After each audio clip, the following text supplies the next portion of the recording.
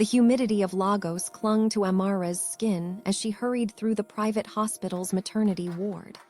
At 23, she'd just given birth to her daughter, Zara, 12 hours earlier. Her body ached, but the nurses had called her to the nursery, something about feeding time. The fluorescent lights buzzed overhead as she entered the room lined with bassinets. A nurse, harried and distracted by an emergency in the next room, gestured vaguely toward a crying infant. "Quickly, please, the baby needs to eat." Amara, still groggy from medication, sat in the rocking chair and cradled the fussing newborn. She didn't notice the blue hospital bracelet read M. Russo instead of A. Ackhafer. She didn't notice the baby boy's features were lighter than her daughter's. She only knew a hungry infant needed comfort, and her body responded instinctively. 20 minutes later, the hospital erupted in chaos. The discovery. "Where is my son?" The voice thundered through the corridor, deep, accented with Italian inflections, and absolutely terrifying. Amara looked up from nursing her actual daughter to see a wall of men in dark suits parting for their leader. Dante Russo was not a man easily forgotten. Tall and broad-shouldered, with sharp features that looked carved from marble, he moved with the controlled violence of a predator. His tailored suit probably cost more than Amara's annual salary. Behind him trailed bodyguards, lawyers, and a pale-faced hospital administrator. "Mr. Russo, please, there's been a terrible mix-up." A mix-up, his voice dropped to something more dangerous than shouting. "Someone fed my son, without my permission, without security clearance, without..." He stopped mid-sentence when his eyes landed on Amara. She stood frozen, Zara in her arms as pieces clicked together. The wrong baby. She'd fed the wrong baby. "You," he said, and the single word carried the weight of judgment. The complication. In Dante Russo's world, everything had rules. His son, Lorenzo, the only heir to the Russo crime family, was meant to be protected from birth. Every person who touched him was vetted. Every substance that entered his body was tested. The boy's mother had died in childbirth, complications no amount of money could prevent, and Dante's paranoia had multiplied tenfold. And now this woman, this stranger, had breached every protocol. "It was an accident," Amara said, finding her voice despite her fear. "The nurse pointed to the wrong baby. I didn't know." "You didn't know," Dante repeated coldly, "and yet the damage is done." His security chief, Marco, leaned in to whisper something. Dante's jaw tightened. "Explain," Amara demanded, surprising herself with her boldness. Motherhood had given her a new kind of courage. "What damage? I fed a hungry baby, that's all." Dante's eyes, ice blue and calculating, studied her. "In my world, Miss Ackhafer, nothing is ever just anything. You've created a bond. More importantly, you've created a vulnerability." "A vulnerability?" "My enemies now know there's a woman in Lagos who my son has connected with, biologically, immunologically. They will see it as leverage." Amara's blood ran cold. "That's insane." "That's reality." He turned to Marco. "She comes with us, both of them." "No choice." "Absolutely not." Amara held Zara tighter. "You can't just kidnap us because of your paranoid delusions." "I'm not kidnapping you," Dante said with infuriating calm. "I'm protecting you. There's a difference." "I don't need your protection." "You do now." He nodded to Marco, who produced a tablet and showed her a screen. It was a photograph, taken just hours ago through the hospital window, of Amara nursing the wrong baby, already circulating on dark web forums where Dante's enemies lurked. The caption read, "Russo heirs wet nurse identified. Ackhafer Amara, Lagos General, leverage." Amara's hands trembled. "How did they?" "My world is full of vultures, Miss Ackhafer. They watch for any weakness. You became a weakness the moment you fed my son." His expression softened almost imperceptibly. "I'm not the villain in this story. I'm the only reason you and your daughter will survive the week." She wanted to argue, to fight, to scream. But she looked at Zara's sleeping face and knew she had no choice. "How long?" she whispered. "Until the threat passes," he paused, "or until Lorenzo no longer needs you." Needs me. Dante's face became unreadable. The doctors say he's imprinted on you. He won't accept formula, won't accept a bottle. He needs you to survive. A muscle worked in his jaw as if the admission cost him something. My son needs you, so no, Miss Aakafer, I cannot let you go. The compound. The Russo compound in the hills outside Lagos was more fortress than home. 12-foot walls, armed guards, surveillance everywhere. But inside, it was surprisingly beautiful. Marble floors, soaring ceilings, gardens that bloomed with jasmine and hibiscus.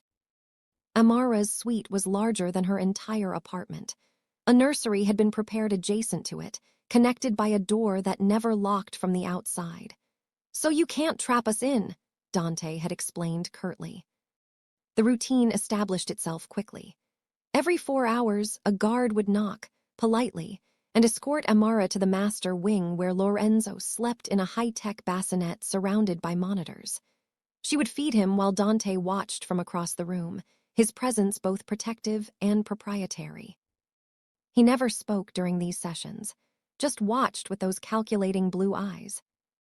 You could hold him, you know, Amara said one evening, breaking the silence. He's your son, not a business asset. I'm aware of what he is. Are you? Because you look at him like he's a problem to solve instead of a baby to love. Dante's expression darkened. Love makes you vulnerable. Vulnerability gets you killed. Love makes you human, Amara countered. And your son deserves a father who's human. For a moment, something flickered in Dante's eyes, grief perhaps or fear. Then the mask returned. Finish feeding him. Marco will escort you back. But as Amara passed him on her way out, Lorenzo in her arms to be burped, the baby reached out with a tiny fist and grabbed Dante's finger. Dante froze. Amara watched as the most dangerous man in Lagos stared at his son's grip on his finger, something cracking in his carefully constructed armor. He knows you, Amara said softly. Somewhere inside, he knows you're his father. Dante said nothing, but he didn't pull his finger away. The attack. It happened on the 16th day. Amara was in the garden with Zara when the alarms blared. Guards shouted in Italian and English. Gunfire cracked in the distance. Marco appeared, grabbed her arm, and ran. We've been breached. Move. They made it to the safe room, a reinforced bunker beneath the main house, just as the first explosion rocked the compound. Inside, a dozen staff members huddled, including the nanny holding Lorenzo. The baby was screaming. He won't stop, the nanny said desperately. He's been crying for an hour. Amara took Lorenzo without asking, settling him against her chest. He quieted immediately, rooting instinctively. Not now, Piccolo, she murmured. Not safe now. But as she held both bobbies, trying to comfort them while violence raged above, something crystallized in her mind. This was her life now.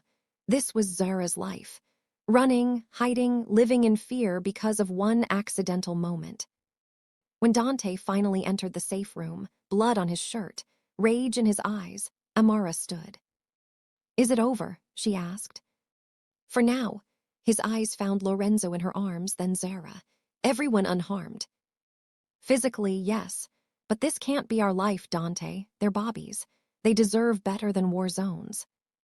I'm working on it. Work faster. She met his gaze without flinching. Because I've made a decision. If you can't guarantee our safety here, then we leave.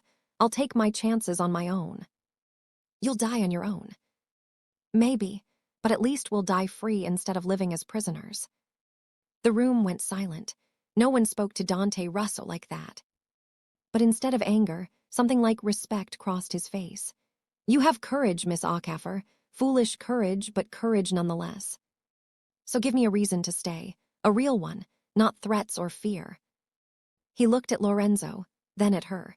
And for the first time, she saw genuine emotion in his eyes. Not the cold calculation she'd grown used to, but something raw and desperate. Because my son needs you, he said quietly. And he stopped, jaw clenching. I find I cannot bear the thought of either of you coming to harm, not anymore. Epilogue, 6 months later. The threat had passed. neutralized by Dante's methodical elimination of everyone who dared target his family. The compound was quieter now, more home than fortress. Amara still lived there, no longer a prisoner, but by choice. Lorenzo had been weaned successfully, but he still reached for her when he cried, still called her mama in his babbling way. And Zara, growing fast, had become inseparable from her accidental milk brother. Dante had changed too.